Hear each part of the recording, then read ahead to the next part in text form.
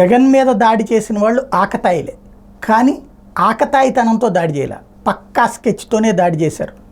ఇది ఇప్పుడు తేలినటువంటి ఆ స్కెచ్ వాళ్ళదేనా, వాళ్ళ వెనకాల బోండా ఉమా ఉన్నాడా అన్నదే ఇక తేలాల్సింది. బోండా ఉమా ఉంటే బోండా ఉమా వెనకాల చంద్రబాబు ఉన్నారా, ఇది సెకండ్ పార్ట్.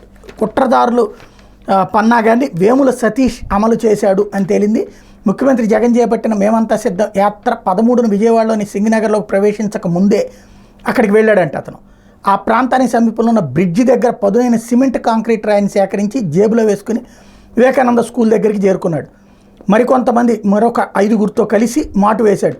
ఆ రోజు రాత్రి 8:04 గంటలకి సీఎం జగన్ తన వాహనం మీద నిలబడి యాత్ర నిర్వహిస్తూ అక్కడికి చేరుకున్న టైంలో సతీష్ తన ప్యాంటు జేబులోంచి పదునైన సిమెంట్ కాంక్రీట్ రాయిని తీసి జగన్ మీద బలంగా ఇసిరాయి దాడికి పాల్పడ్డాడు.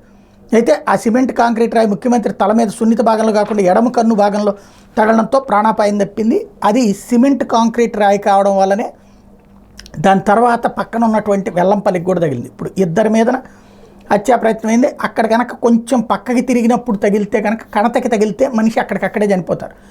అది కణత మీద కోసం కొట్టాడా, కంటి మీద కోసం కొట్టాడా, ఆకతాయితనంతో కొట్టింది అయితే కాదు. ఇది పక్కాగా తనకి ఆ స్పాట్లో తగలాలని కొట్టాడు అన్నది కన్ఫామ్.